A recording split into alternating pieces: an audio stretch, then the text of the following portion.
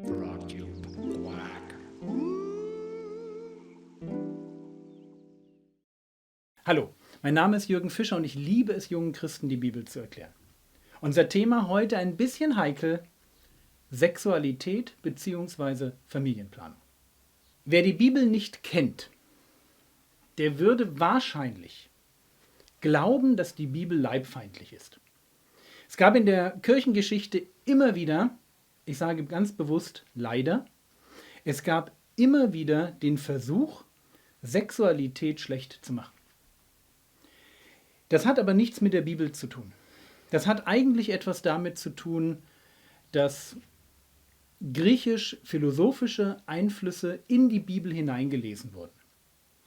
Und darüber kam auch eine gewisse Leibfeindlichkeit.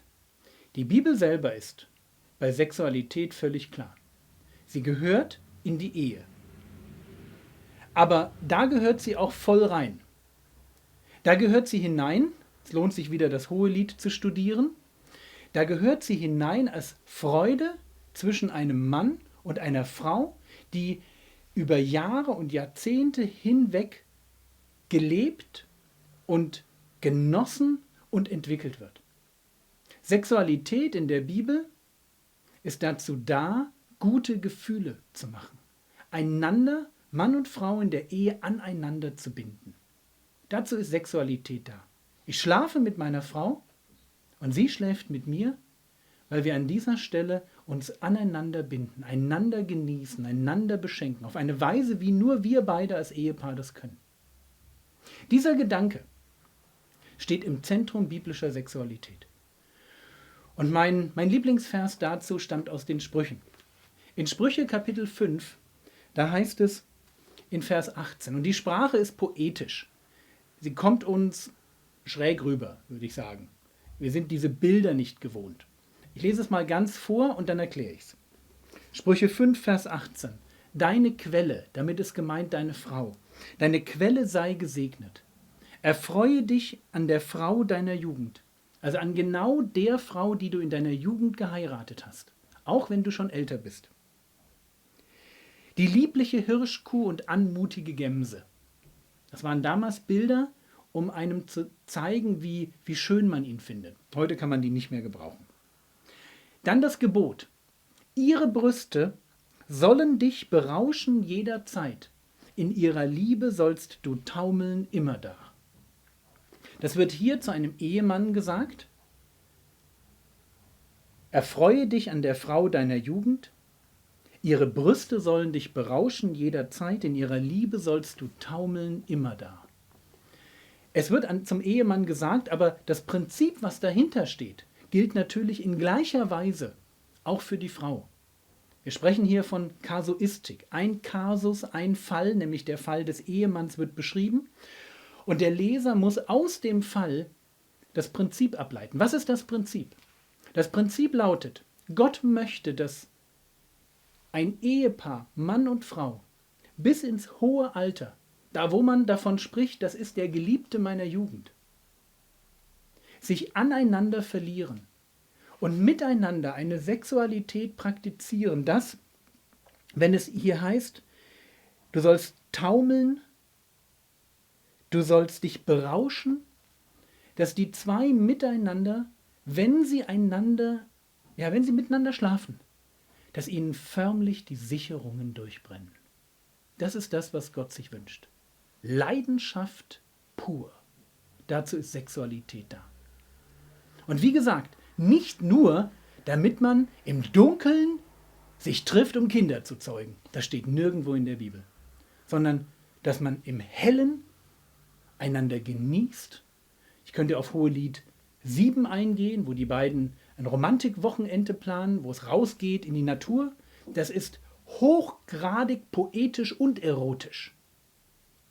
Und das ist das, wie Gott sich das wünscht. Es ist okay und es ist Gottes Wille, dass ein Ehepaar bis ins hohe Alter eine sich ständig vertiefende und irgendwie auch schöner werdende Sexualität genießt. Daran gilt es zu arbeiten. Kurz zum Thema, wie viele Kinder muss ein christliches Ehepaar haben, damit es in den Himmel kommt? Die Frage ist gut, ja. Ich würde sagen, da steht nichts dazu in der Bibel. Ich glaube oder ich weiß, dass in meiner Bibel zum Thema Empfängnisverhütung nicht drin steht, es gibt ein Verbot der Empfängnisverhütung. Du darfst nicht Punkt, Punkt, Punkt machen, damit keine Kinder rauskommen. Das steht nicht in meiner Bibel. Ich glaube, dass es gut ist, darüber nachzudenken, wie viele Kinder sind für uns als Ehepaar wirklich sinnvoll. Und auch wenn ich das so sage, Empfängnisverhütung ist nicht verboten. 3 Dinge möchte ich dazu ergänzen. Punkt 1. Kinder sind ein Segen Gottes. Psalm 127, 3-5. Gott möchte ein Ehepaar mit Kindern segnen. Kinderlosigkeit ist in der Bibel immer ein Fluch, ist immer etwas, was man sich nicht wünscht. Wenn ich eine innere Abneigung habe dagegen, Kinder in die Welt zu setzen, weil ich vielleicht selber schlechte Erfahrungen gemacht habe, dann muss ich daran arbeiten. Gott hat erstmal ganz grundsätzlich Familie auf Vermehrung hin angelegt. Also wenn du sagst, ich will keine Kinder oder ich will ganz wenig Kinder, warum? Weil du Kinder nicht magst? Weil du nicht sehen kannst, was das für ein Segen ist? Dann musst du daran. Zweiter Punkt, wenn wir über die Methoden der Empfängnisverhütung reden, dann gibt es Methoden, die ethisch nicht vertretbar sind. Es sind all die Methoden, die das Leben angreifen, nachdem es entstanden ist. Ich persönlich glaube, das Leben entsteht, wenn eine Eizelle und eine Samenzelle sich miteinander verbinden. Diese Verbindung ist für mich Mensch. Und alles, was dazu führt, dass dieser Mensch getötet wird, also alles, was auch dazu führt, dass die Nidation, die Einnistung dieses kleinsten möglichen Menschen in die Gebärmutter verhindert wird. Und ich sage einfach nur ein Stichwort. Ja, Pille danach. Oder ein zweites Stichwort. Spirale. Ich glaube, dass an dieser Stelle, wo wir quasi Frühhestabtreibungen vornehmen, dass wir das nicht tun sollten. Das ist für mich ethisch nicht vertretbar. In dem Moment, wo Samenzelle und Eizelle miteinander verschmolzen sind, sollen wir alles tun, was in unserer Macht steht, um diesem neuen Menschen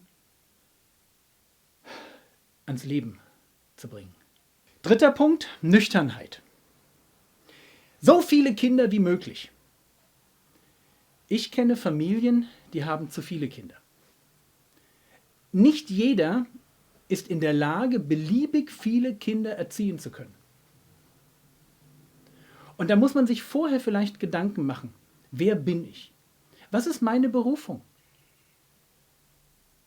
Und ist es klug, wenn ich vielleicht nicht der leistungsorientierte Typ bin, nicht der gute Manager bin, so viele Kinder zu haben, dass meine Ehe, mein Dienst, vielleicht sogar mein Leben, ja, aber ich merke, ich kriege das alles nicht mehr auf die Reihe. Ist das wirklich klug?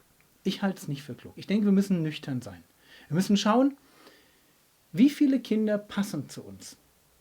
Immer mit diesem Verweis auf Psalm 127. Sie sind ein Segen, aber sie wollen auch, dass wir sie erziehen. Und sie haben ein Recht auf Eltern, die Zeit für sie haben, die sich in sie investieren. Sei einfach in diesem Zusammenhang nüchtern. Das wünsche ich dir. Und wenn du jetzt sagst, boah, mir passt das überhaupt nicht, wie du denkst, Empfängnisverhütung, Begrenzung von Kindern, das geht gar nicht, schreib mir eine Mail. Der neue Begriff, den ich dir mitgebracht habe, der heißt Verkündigung. Unter Verkündigung versteht man eine Predigt. Und der Verkündiger ist der Prediger. Übrigens, in der Bibel braucht man keine theologische Ausbildung und keine Ordination, um zu predigen. Was man braucht, ist gute Bibelkenntnis. Und man muss leben, was man predigt. Muss Gott kennen. Und dann darf man mit anderen drüber reden. Praktische Aufgabe heute nur für die Verheirateten. Plane eine romantische, intime Zeit mit deinem Partner. Eine Date Night. Einfach fantasievoll und überraschend. Lass dir was einfallen. Bibellese, Apostelgeschichte Kapitel 7, ab Vers 30 bis Vers 53. Wie immer, am Ende 2 Fragen. Und wenn du nicht genau weißt, wofür du beten sollst, irgendwie auch klar, oder? Ja, bete dafür, dass du in deinem Leben zu einem Menschen wirst, der dieses hohe Ziel von Bewunderung und von Sinnlichkeit, das sich hinter dem Thema Erotik versteckt, hinter dem Thema Sexualität versteckt, wo ich mich in den anderen verlieren kann, wo ich es schaffe, den anderen zu genießen. Werde ein Mensch, der diesen Blick auf Menschen gewinnt. Einer, der andere bewundern kann und aus dieser Bewunderung heraus Dinge tut, um anderen Menschen zu gefallen. Das war's. Gott segne dich.